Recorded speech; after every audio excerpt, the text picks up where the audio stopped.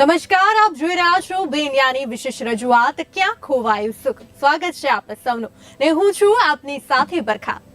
શું દર્શક મિત્રો, તમારા જીવનમાંથી દુઃખ દૂર થવાનું નામ ન લેતા હોય અને અનેક પ્રયત્ન કર્યા છતાં પણ સફળતા ન મળતી હોય તો તમે સુખ સૌભાગ્ય વધે તેવા વાસ્તુના ઉપાય અપનાવી શકો છો. તો વાસ્તુશાસ્ત્રમાં એવા કેટલાક નિયમો જણાવવામાં આવ્યા છે જેનું પાલન કરવાથી વ્યક્તિનું ભાગ્ય ચમકી જાય છે. અમારા ખાસ કાર્યક્રમમાં આપને વાસ્તુ સંબંધિત બધા જ સવાલોના જવાબ મળી રહેશે. તો આપણી સાથે 30 વર્ષના અનુભવી વાસ્તુ નિષ્ણાંત ધીરેનભાઈ શાહ જોડાયા છે, જેમણે 4000 થી વધારે ટીવી શો દેશ વિદેશમાં આપ્યા છે. આવા એક્સપર્ટ સાથે વાસ્તુશાસ્ત્ર વિશે આપણે ચર્ચા કરીશું. ધીરેનભાઈ, આપનું ખૂબ ખૂબ સ્વાગત છે અમારા કાર્યક્રમમાં. નમસ્કાર ધીરેનભાઈ, સૌપ્રથમ તો આજનો મારો પહેલો પ્રશ્ન એ છે કે એક સમય એવો હતો કે લોકો વાસ્તુશાસ્ત્ર અનુસાર ઘર બનાવતા હતા, પરંતુ ઓછી જમીન છે અને ફ્લેટ અપાર્ટમેન્ટના જમાનામાં આ કઠિન બની ગયું છે. એટલે કે અપાર્ટમેન્ટ કે ફ્લેટમાં બેડરૂમ યોગ્ય દિશામાં હોય તો રસોડું અનુકૂળ ન હોય તો વાસ્તુશાસ્ત્ર મુજબ આ બધું કેટલું યોગ્ય છે એ પણ એક મોટો સવાલ છે. જો યોગ્ય ન હોય તો ઘરમાં વાસ્તુ દોષ લાગતો હોય છે, પરંતુ મોટા ભાગે લોકો એવું માનતા હોય છે કે તોડફોડ કર્યા વિના વાસ્તુ દોષ ઠીક ન થાય. પરંતુ ધીરેનભાઈ, કોઈક એવી વાસ્તુ ટિપ્સ છે જે તોડફોડ વિના સરળતાથી અપનાવીને વાસ્તુ દોષનું નિવારણ ઉપાય કરી શકાય? મારું એક સ્લોગન હતું અને અત્યારે પણ છે, તોડફોડ કર્યા વગર પણ વાસ્તુ દોષ દૂર કરો. અત્યાર સુધીના મારા તમે જે પ્રેક્ટિકલ જે વાત કરી કે ભાઈ ફ્લેટ સિસ્ટમમાં તોડફોડ કરવી શક્ય નથી હોતી, તારે વાસ્તુ દોષ દૂર કેવી રીતે કરવું? તો કલર થેરાપીથી વાસ્તુ દોષ દૂર કરી શકાય. 5 એલિમેન્ટ પંચ મહાભૂત તત્વોની વ્યવસ્થા પરફેક્ટ કરવાથી પણ વાસ્તુ દોષ દૂર કરી શકાય. અને વજન થેરાપીનો પણ પૂરેપૂરો ઉપયોગ કરવામાં આવે સારીમાં સારી રીતે તોય પણ વાસ્તુ દોષ દૂર કરી શકાય. પોતાની શુભ દિશાઓ અશુભ દિશાઓનો પૂરેપૂરો યોગ્ય રીતે ઉપયોગ કરવામાં આવે તો એ વાસ્તુ દોષ સારામાં સારી રીતે દૂર કરી શકાય. અને સ્ટોન થેરાપી અને ક્રિસ્ટલ થેરાપીનો યુઝ કરવામાં આવે તો એ વાસ્તુ દોષ દૂર થાય છે. પ્લાન્ટેશનથી પણ વાસ્તુ દોષ દૂર થઈ શકે છે. આવી અનેક પદ્ધતિઓ છે જે પોઝિટિવ ઉર્જા જનરેટ કરતી હોય છે અને જે વાસ્તુ દોષના હિસાબે નેગેટિવ ઉર્જા ઊભી થતી હોય છે એને પોઝિટિવ ઉર્જામાં કન્વર્ટ કરી દેતા હોય છે. એટલે ફ્લેટ સિસ્ટમમાં પણ કોઈ ચિંતા કરવાની જરૂર નથી. જ્યાં વાસ્તુ દોષ મોટો હોય ત્યાં તોડફોડ કર્યા વગર પણ સારામાં સારી રીતે પોઝિટિવ પરિણામ લઈ શકાય છે. હકારાત્મક પરિણામ સારામાં સારા લઈ શકાય છે તોડફોડ કર્યા વગર પણ. આ થિયરીનું જો અપનાવવામાં આવે તો કલર થેરાપી છે, વજન થેરાપી છે, પ્લાન્ટેશન છે, પંચમહાભૂત તત્વોની એરેન્જમેન્ટ છે કે સ્ટોન કે ક્રિસ્ટલ થેરાપી છે, એવી અનેક પદ્ધતિઓનો જો ઉપાય કરવામાં આવે ફ્લેટ સિસ્ટમમાં જ્યાં તોડફોડ કરવી શક્ય નથી ત્યાં આવી પદ્ધતિનો ઉપયોગ કરવાથી સારામાં સારી પોઝિટિવ ઉર્જા ઊભી થાય છે અને વાસ્તુ દોષ દૂર થાય છે. જી ધીરેનભાઈ, જે રીતે આપે જણાવ્યું આમાં કે સ્ટોન ક્રિસ્ટલ થેરાપી છે, પ્લાન્ટેશન છે, તેના વિશે થોડું વિગતવાર અમને જણાવશો? સ્ટોન થેરાપી એટલે નેચરલ સ્ટોનો એવા આવે જ છે દિશાઓને ધ્યાનમાં રાખીને તમારે અલગ અલગ સ્ટોનને અલગ અલગ દિશાઓમાં ગોઠવવામાં આવે તો એની એક પોઝિટિવ ઉર્જા જે ઊભી હોય છે, નેચરલ હોય છે. એમાં કોઈ પણ મંત્ર કે તંત્ર પણ કરવા નથી હોતા. એવા સ્ટોન આવે જ છે અને માર્કેટમાં મળે પણ છે. એવા સ્ટોનની તમે પરફેક્ટ દિશામાં સારામાં સારી રીતે ઉપયોગ કરવામાં આવે. જેમ કે ઈશાન ખૂણો છે તો ત્યાં યલો સ્ટોન આવે છે. પછી પૂર્વ દિશા છે ત્યાં આપણે વ્હાઇટ ક્રિસ્ટલ સ્ટોન આવે છે.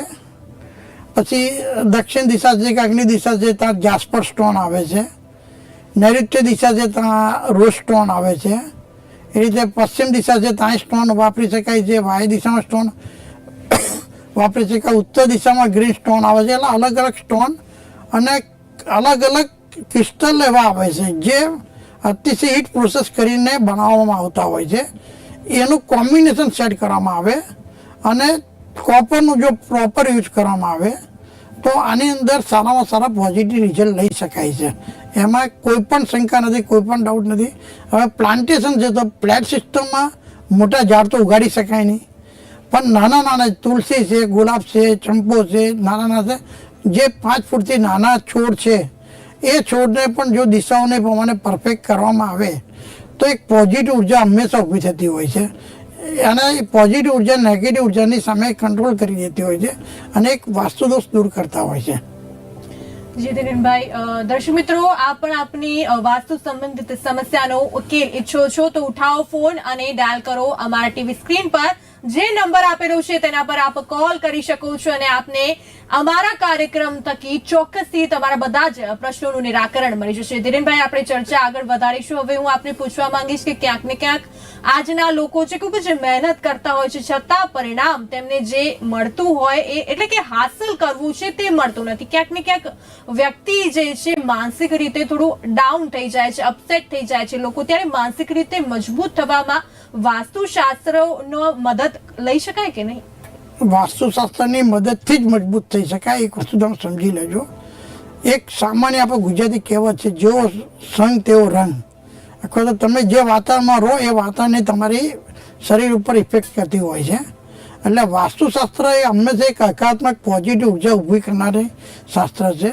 દિશાઓનું જો પરફેક્ટ વાસ્તુશાસ્ત્રના સિદ્ધાંતો પ્રમાણે અરેન્જમેન્ટ કરવામાં આવી હોય તો એ અરેન્જમેન્ટ જે છે એ અરેન્જમેન્ટ હંમેશા હકારાત્મક ઉર્જા તમને માનસિક રીતે મજબૂત કરવાનું કામ કરતી હોય છે, જે તમને હિંમતભર્યા નિર્ણય લેવામાં, ઝડપથી નિર્ણય લેવામાં, ચાણક્યવાળા નિર્ણય લેવામાં, ઠરેલ નિર્ણય લેવામાં, ઉત્સાહવાળા નિર્ણય લેવામાં કે કોઈ પણ વિષમ પરિસ્થિતિની અંદર તમારો આત્મવિશ્વાસ ટકી શકે એ રીતે યોગ્ય ડિસિઝન લઈને વિષમ પરિસ્થિતિ સમસ્યાને તમે ઉપર હાવી થઈ શકો એવી ઉર્જા તમને તમારા ઘરમાંથી કે તમે જ્યાં કાર્ય કરતા હોય એ સ્તરમાંથી મળતી હોય છે.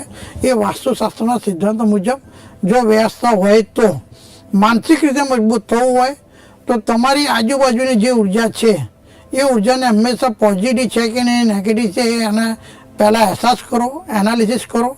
જો તમને સતત એક જ જગ્યા પર રહેવા બેસવાથી તમને નકારાત્મક વિચારો બહુ આવતા હોય તો નકારાત્મક વિચાર આવવા પાછળના કારણોમાં ફાઇન્ડ આઉટ કરો કે કઈ દિશામાં કઈ એરેન્જમેન્ટનો કયો વાસ્તુદોષ નડી રહ્યો છે. એ દોષ દૂર કરવામાં આવે અને એને પોઝિટિવ બનાવવામાં આવે તો હંમેશા તમે માનસિક રીતે અતિશય કોન્ફિડન્સ લેવલ સાથે જીવન પસાર કરી શકો છો. તમારા પરિવારના મેમ્બરોનું પણ જીવન પસાર કરી શકો છો. જી ધીરેનભાઈ, હવે હું આપને પૂછવા માંગીશ તો આપણી સાથે એક દર્શક મિત્ર જોડાઈ રહ્યા છે ફોન લાઈનથી, તેમની સાથે પહેલા ચર્ચા કરીશું. હેલો હેલો હેલો હેલો, આપને મારો અવાજ આવી રહ્યો છે? હેલો, હા હા જી આવી રહ્યો છે. આપનું નામ? બોલો. હા, આપનું નામ? મારું નામ જ્યોતિકા. જી જ્યોતિકા, ક્યાંથી બોલી રહ્યા છો આપ? હું નર્મદા પાટિયાથી. જી, આપની સમસ્યા શું છે બેન? શું કહો છો? તમારો અવાજ કપાઈ ગયો. Hello hello. આપનો અવાજ ક્લિયરલી આવી રહ્યો છે. આપની સમસ્યા શું છે?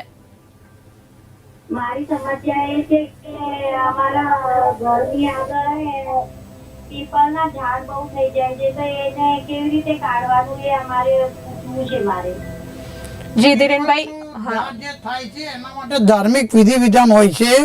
એ તમે સારા બ્રાહ્મણ કે જ્યોતિષને પૂછી જગ્યા ઉપર કેટલા ફૂટનું પીપળનું ઝાડ છે એ ધ્યાનમાં લઈ એને વિધિ વિધાન સાથે એનું નિકાલ કરવામાં આવતો હોય છે.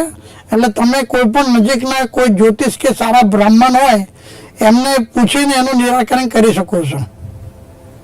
જી બેન, આપની બીજી કોઈ સમસ્યા?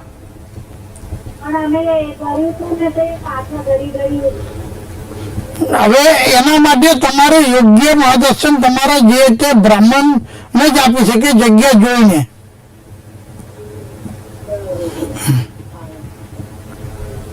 જી બેન, આપની બીજી કોઈ સમસ્યા છે? જણાવી શકો છો આપ? પણ હું શું કઉ છું કે આ બ્રાહ્મણ ને અમે કરાવીશું તો આ પાછી ઘડી ઘડી ઉઠી જાય છે તો એના માટે શું કરવું જોઈએ? એ વિષય મારામાં આવતો નથી વાસ્તુશાસ્ત્રમાં, પણ તમે પ્રશ્ન પૂછો એના માટે જ મેં તમને કીધું કે સારા બ્રાહ્મણનું માર્ગદર્શન તમે લઈ શકો છો. જી બેન, અમારી સાથે જોડાવા બદલ આપનો આભાર. હું તમને એક એ કહેવા માંગીશ કે જેમ એમને કીધું ઘરની આગળ પીપળના ઝાડ ઉગે છે એને એક પ્રકારના વેદ કહેવાય છે. જો મુખ્ય દરવાજાની આગળ આ રીતે આવા કોઈ પણ મોટા અવરોધ આવતા હોય, આ પીપળનું ઝાડ જે મોટો થાંભલો લાઈટનો આવતો હોય કે બીજું કંઈ પણ આવતું હોય, તો એ ભેજ જે હોય એના હિસાબે હંમેશા તમારી પ્રગતિ થઈ જતી હોય છે. એટલે આ વાસ્તુશાસ્ત્રમાં વેદશાસ્ત્ર પણ બહુ ઊંડું શાસ્ત્ર છે કે તમારા ઘરની મેઇન દરવાજાની સામેની સાઈડ પર બંધ દિવાલ ના આવવી જોઈએ, કે આવા કોઈ પણ પ્રકારના રૂકાવટ આવી શકે એવું કોઈ અરેન્જમેન્ટ ના હોવું જોઈએ. ઘણી બધી જગ્યા પર ઘરના મેઇન કે ઓફિસની મેઇન દરવાજાની સામે ઓવરબ્રિજ હોય છે, પહાડ હોય છે, કોઈ પણ મોટી અરેન્જમેન્ટ હોય છે, તો ઘણું બધું નુકસાન કરે છે. જી ધીરેનભાઈ, જે રીતે આપણે જણાવ્યું કે ઘરના જે મેઇન ગેટ હોય છે તેની બહાર દિવાલ ન હોવી જોઈએ, પરંતુ આજના જે જમાનાની જો વાત કરીએ તો ક્યાંક ને ક્યાંક બંગલોઝ જે છે તે એકદમ એટલે કે લાઇનમાં હોય છે, તો ક્યાંક ને ક્યાંક ગેટની આગળ એવી રીતે કોઈ દિવાલ હોય બાજુવાળા મકાનની, ત્યારે શું કરી શકાય? એટલે કે તે પણ નેગેટિવિટી લાવી શકે ઘરમાં? એ પોઝિટિવિટીનો તો પ્રવેશ થવા ના દે, પહેલી વસ્તુ તમે સમજો. અને જે નેગેટિવિટી બાયપાસ થવી જોઈએ, જે ઘરની બહાર નીકળવી જોઈએ, એ નીકળતી ના હોય, ડિફ્લેક્ટ થતી હોય છે. એટલે એવા જ્યારે સંજોગો ઊભા થતા હોય છે ત્યારે ઘરની બહારની સાઈડ ઉપર ચાઇનીઝ પેન્સિલ અને પાકવા મિરર લગાવવાનું હોય છે, અને અંદરની સાઈડ ઉપર હંમેશા વ્હાઇટ કલર કરી દેવાનો હોય છે, અને હંમેશા સફેદ લાઇટ ચાલુ રાખવામાં આવે છે. એટલે ઘરની બહાર સફેદ લાઇટ લગાવવી, તેના કારણે ઘરની અંદરની સાઈડ પર સફેદ લાઇટ, વ્હાઇટ કલર, બહારની સાઈડ પર સફેદ કલર અને લાઇટનો, અને એક પાકવા મિરર આવે છે જે મિરરથી એનર્જીને ડિફેક્ટ કરવામાં આવે છે. ઓકે ધીરેનભાઈ, હવે હું આપણી ચર્ચા આગળ વધારીશું. પૂછવા માંગીશ હવે આગળ કે વાસ્તુશાસ્ત્ર અનુસાર ઘરનો કયો ખૂણો સૌથી શુભ માનવામાં આવે? એટલે કે ઘરમાં એવું પણ કહીએ છે કે કુબેર યંત્ર શુભ માનવામાં આવે છે, ઘરના પ્રવેશ દ્વાર પર ઘોડાની નાળ લગાવવી એ પણ શુભ માનવામાં આવે છે. તો વાસ્તુશાસ્ત્ર અનુસાર ઘરના વાસ્તુ દોષ નિવારણ માટે, સમૃદ્ધિ માટે મીઠું રાખવું પણ શુભ માનવામાં આવે છે. એને લઈને આપનું શું કહેવું છે? જો તમારે મેઇન તો છે કે દરેક દિશાના મેઇન દ્વાર સારા જ હોય છે. કોઈ પણ દિશાનું કોઈ પણ દ્વાર નથી નેગેટિવ.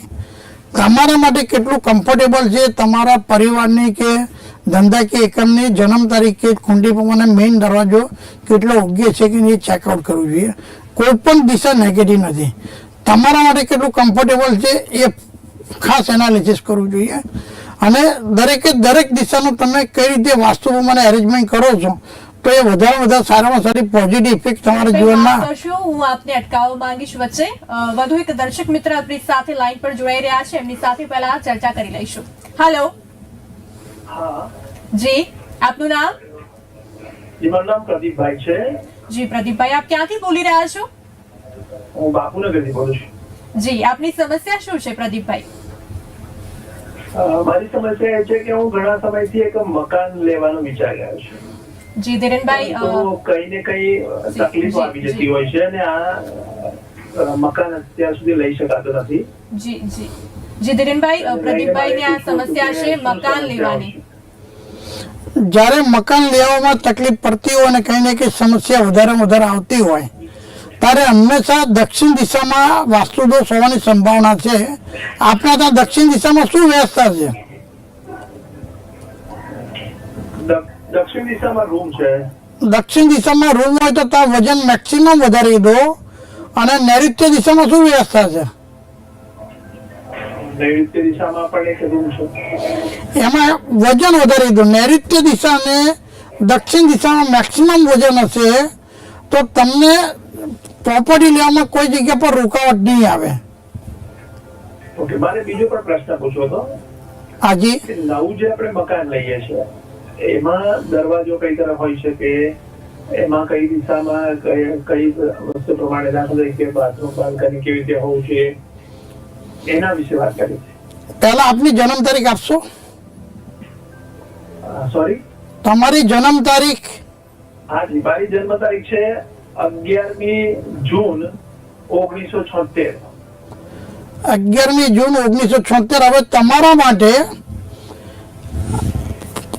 પશ્ચિમ દિશાનો મેઇન દરવાજો અથવા તો વાયુ દિશાનો મેઇન દરવાજો અથવા ઈશાન દિશાનો મેઇન દરવાજો વધારે શુભદાયક પરિણામ આપે છે. તમને પૂર્વ દિશા કરતાં પશ્ચિમ દિશા વધારે શુભ પરિણામ આપે એ ધ્યાનમાં રાખવાનું. એટલે બહાર નીકળતી વખતે પૂર્વ દિશા આવે એવું મકાન તમારે પસંદગી કરવું જોઈએ.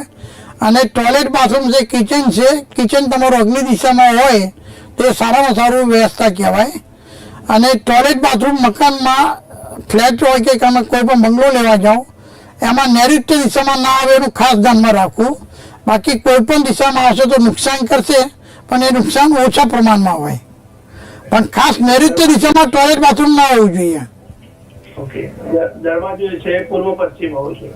બહાર નીકળો તો તમારી પોતાની ડેટ ઓફ બર્થ પ્રમાણે પશ્ચિમ દિશાનો મેઇન દરવાજો તમને સારામાં સારો ફાયદો આપે. ઓકે. જી પ્રદીપભાઈ, આપની બીજી કોઈ સમસ્યા? ના, ખૂબ આભાર. જી આપનો આભાર અમારી સાથે જોડાવા બદલ. ધીરેનભાઈ, આપણે આપણી ચર્ચા જે કરતા હતા એ આપણે અહીંયા અત્યારે આપણે જોઈ શકીએ છીએ કે આપણે જે મેઇન દરવાજાની વાત કરી કે દરેકે દરેક વ્યક્તિના ડેટ ઓફ બર્થ પ્રમાણે મેઇન ડોર અલગ અલગ હોય. આજે ધારો કે 10 માનું ટાવર હોય તો 10 એક જ એરેન્જમેન્ટ સરખી જ હોય છે, છતાં પણ બધાની લાઈફસ્ટાઈલ અલગ અલગ કેમ હોય છે કે એમની ડેટ ઓફ બર્થ અથવા તો ધંધાકીય એક્ટિવિટી અલગ અલગ હોવાના હિસાબે મેઇન દરવાજો એક સરખો ફાયદો નથી આપતો. અહીંયા આ વસ્તુ નોંધવાની છે. બીજી વસ્તુ, તમે જે ઘોડાની નાર કીધી, તો ઘોડાની નાર કેવા શુભ પ્રતીકો લગાવવાથી વાસ્તુ દોષો દૂર થતા નથી. આ બહુ ક્લિયર ભાષામાં કહું. વાસ્તુ દોષ દૂર કરવા હોય તો ઓરિજિનલ જે એરેન્જમેન્ટ હોય એ એરેન્જમેન્ટમાં જેટલા પણ સુધારા વધારા થઈ શકે એ મેઇન સારામાં સારું સોલ્યુશન કહેવાય. ઘોડાની નાર લગાવવાથી સમૃદ્ધિ વધતી નથી, કે ઘોડાના દોડતા ઘોડાના ફોટા મૂકવાથી સમૃદ્ધિ વધતી નથી. આ બધા સિમ્બોલિક તમને માનસિક શાંતિ આપે છે, એનાથી વધારે કોઈ લાંબો ફરક નથી આપતો. પર્સન્ટેજ વાઇઝ પણ ફરક નથી આપતો. તમારા ત્યાં રહેલા વાસ્તુદોષ જ્યાં સુધી દૂર ના થાય ત્યાં સુધી સુખ સમૃદ્ધિ પ્રાપ્ત થઈ શકતી નથી. જી ધીરેનભાઈ, હવે આ ઘર રિલેટેડ જ હું આપને બીજો પ્રશ્ન એ પણ પૂછવા માંગીશ કે ઘણા લોકો એવું કહેતા હોય છે કે ઘરમાં સુખ સમૃદ્ધિથી છલોછલ રહે તો સાંજ પછી ક્યારેય ઘરમાં કચરા કે પોતા કરવા નહીં, એટલે કે સંધ્યા સમયે જે કચરા પોતા કરવાથી માતા લક્ષ્મી રૂષ્ટ થાય છે, એને લઈને શું કહેશું ધીરેનભાઈ? આ તમે જે વસ્તુ કીધી એ ધાર્મિક સમજ છે, ધાર્મિક માન્યતા છે. પણ વાસ્તુશાસ્ત્ર એવું કહે છે કે તમારા ત્યાં સાયન્ટિફિક એક પોઝિટિવ ઉર્જા ઊભી કરવી હોય તો હંમેશા નીટ એન્ડ ક્લીન દરેક કે દરેક જગ્યાએ રહેવી જોઈએ. અહીંયા પોતા કરો કે દિવસમાં 2 થી 3 4 ફરી કચરા પોતા કરો. સંધ્યાકાળ પછી લગભગ કોઈ પણ ધર્મમાં કરવામાં આવતા નથી, એ સામાન્ય સમજ છે. પણ નીટ એન્ડ ક્લીન ઘર રહેવું જોઈએ, બેઝિક પોઈન્ટ છે વાસ્તુમાં. કે ઘરમાં કોઈ પણ જગ્યા પર કોઈ પણ પ્રકારની ગંદકી લાંબો સમય ટકી રહે તો નકારાત્મક ઉર્જા ઊભી થતી હોય છે, અને એ નકારાત્મક ઉર્જા ધીમે રહીને વાસ્તુદોષમાં જનરેટ થઈ જતી હોય છે, અને એના નેગેટિવ પરિણામો ભોગવવા પડતા હોય છે. એટલે નેગેટિવિટી ઘટાડવા માટે નીટ એન્ડ ક્લીન ઘર રાખવું અતિશય આવશ્યક છે.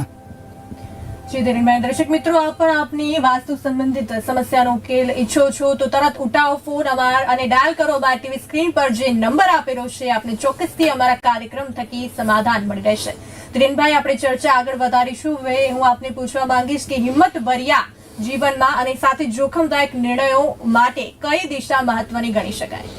આપણે ઘણી બધી બધું જોતા હોય છે કે અમુક વ્યક્તિના નિર્ણયો અતિશય ઝડપથી લેતા હોય છે અને જોખમ ભર્યા નિર્ણય લેતા, અને એના જીવનમાં એનો સફળતા પણ અતિશય મળતી હોય છે. એનો જીવનમાં સક્સેસ, એના પરિવારનો સુખદાયી મળતું હોય છે. એના માટે ફક્ત નૈઋત્ય દિશા વાસ્તુ મુજબ હોય તો જ આ વસ્તુ શક્ય છે.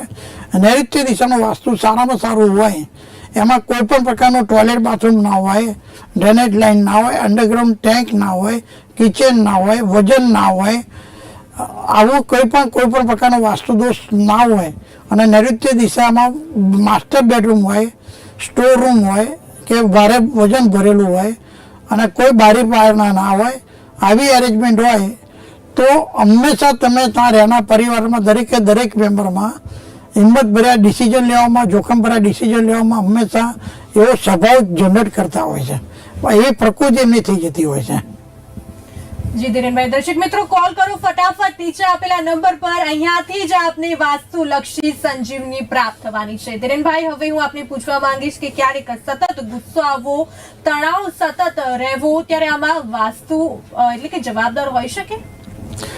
મનુષ્યનો સ્વભાવ કે પરિવારના દરેકે મેમ્બરનો સ્વભાવ જનરેટ કરવામાં આજુબાજુની ઉર્જા જ કામ કરતી હોય છે.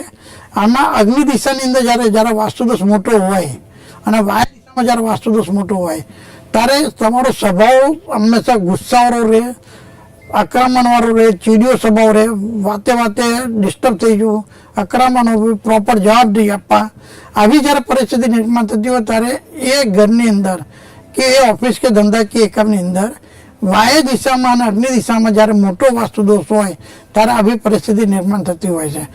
જેમ કે વાયુ દિશા અને અગ્નિ દિશામાં અંડરગ્રાઉન્ડ ટાંકી હોવી તો એ મોટો દોષ છે. વાયુ દિશા અને અગ્નિ દિશા કપાઈ જવી કે વધી જવી એ પણ એક મોટો દોષ છે.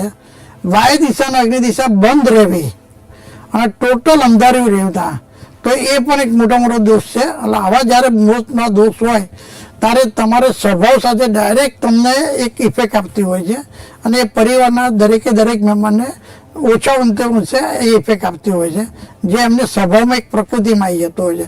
આપણે ઘણી બધી કહેતા હોઈએ છીએ કે ભાઈ આ પરિવારના દરેક સ્વભાવ દરેક મેમ્બરનો સ્વભાવ આવો જ છે અથવા તો આવો નેગેટિવ સ્વભાવ છે.